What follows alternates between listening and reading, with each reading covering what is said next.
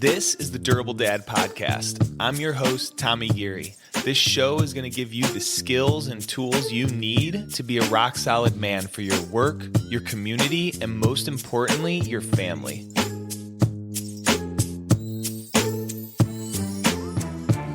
All right, what's up? Episode number 39.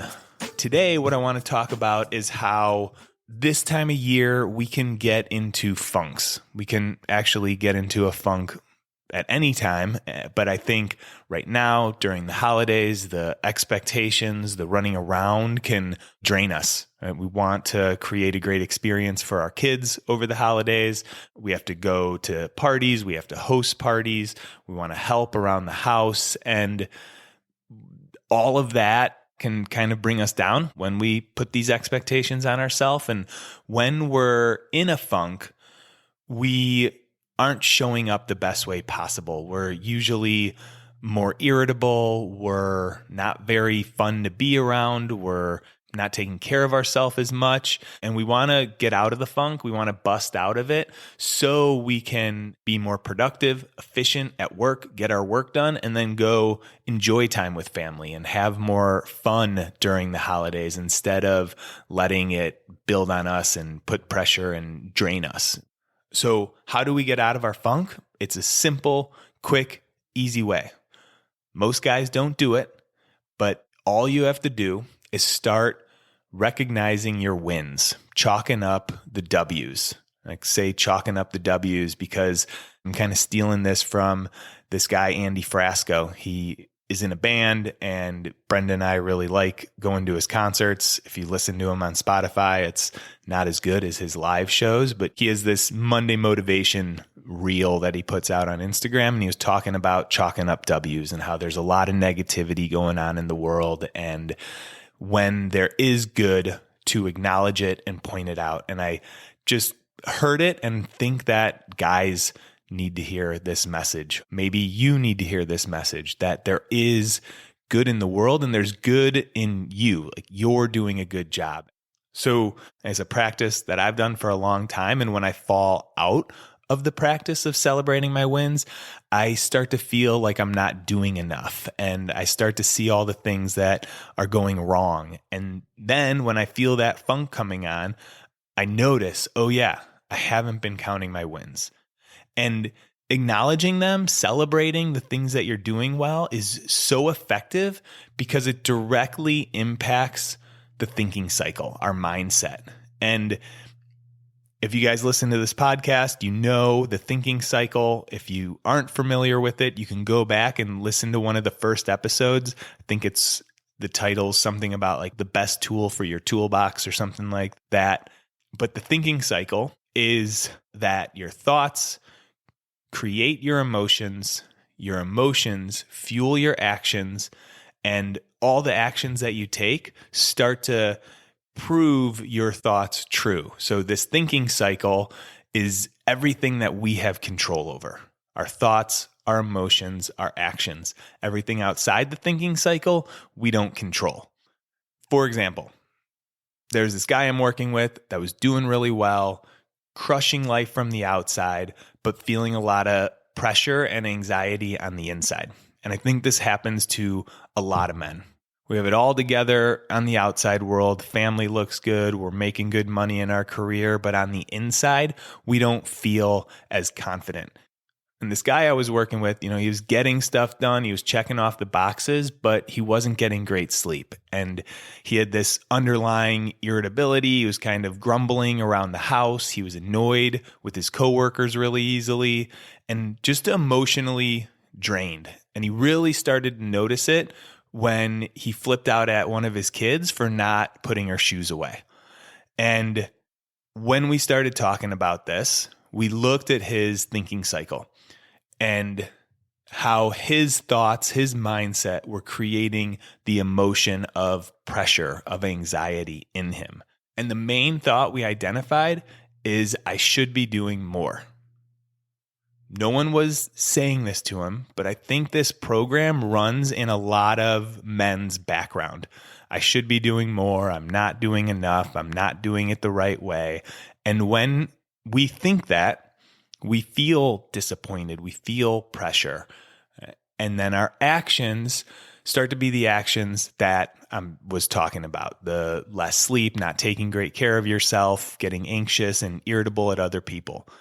So this guy telling himself that he's not doing enough, he should be doing more, we get stuck into setting really high expectations for ourselves.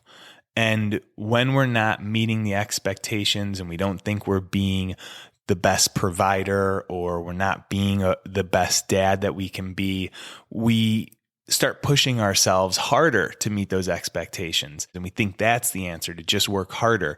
But that leads to the unhealthy behaviors. And then those unhealthy behaviors ripple into how we take care of our families and how we take care of our communities. So once this guy saw that he was creating the pressure, how he was being hard on himself and the funk that he was in, one of the things he started to do was count his W's. 3 wins at the end of each day. 3 things that he did well at. And after doing this just for a few days, he felt the momentum crank up. More energy, more momentum, feeling a little bit lighter, not as much pressure.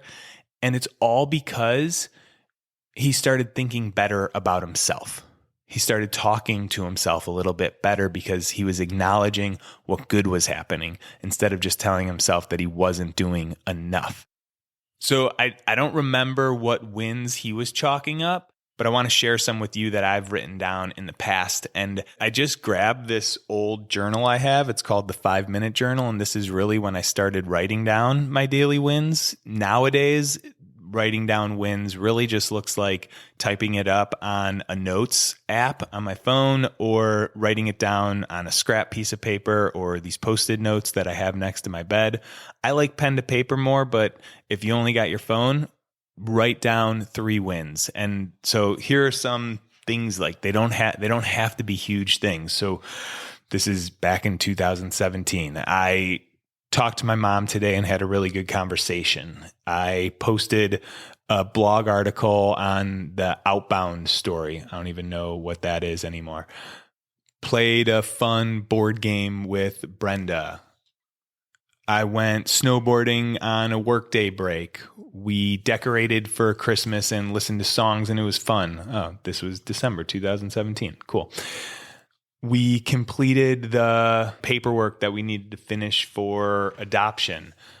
I worked from home today and had a good workout. I had a nice chat with my grandma. I ate no carbs or sugar. I got to see a lot of friends. All these just like small wins. And I'm guessing if I look today, like yesterday when I wrote down my wins were that I took a walk. My win was that I signed a new client. And my win was that I got to put my daughter to bed and she laid on my chest and slept for like 15 minutes. And I soaked that in, and that was a big win. So just a few examples that wins don't have to be big things, but that there are a lot of good things happening. And celebrating our wins isn't a one and done thing. This is something that we want to continually work on, like we're brushing our teeth, because our brain needs to be reminded of the good stuff.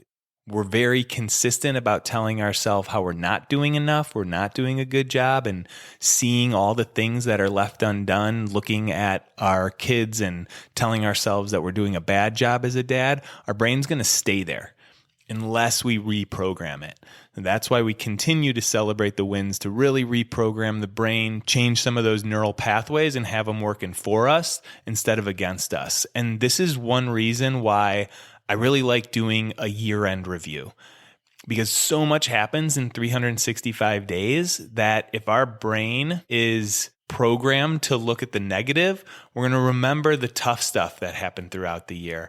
And I promise, even if you've had a tough year, there is wisdom to gain from that. You did more good than you remember.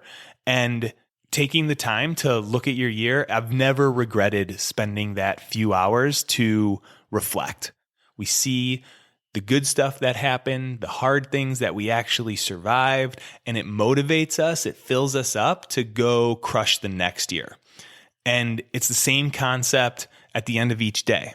When we look at the day and we remember the wins, instead of being irritable and in a funk, you're going to be feeling better.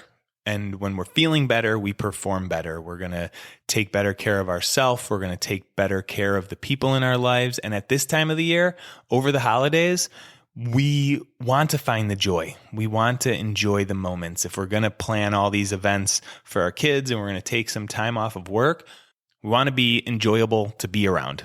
And we don't want to be the grumbling dad over the holidays. So try it out. You can do it. You can write down 3 wins at the end of each day and see just after a few days if it impacts your mood, if it impacts how you're performing. That's what I got for you guys today. Have an awesome week, and I'll catch you next week. All right, before you take off, what is your big challenge for 2026? If you haven't decided yet, check out the next Grand Canyon trip, a 16-mile hike from the top of the canyon down to the Colorado River and back up.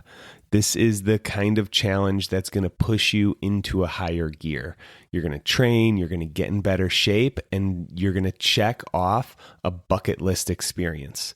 So if you're wanting something to train for next year, a goal that's going to pull you out of the grind, this is it. We're assembling the team right now. All the details are on the website. Training starts in January. We hike in April. Check it out.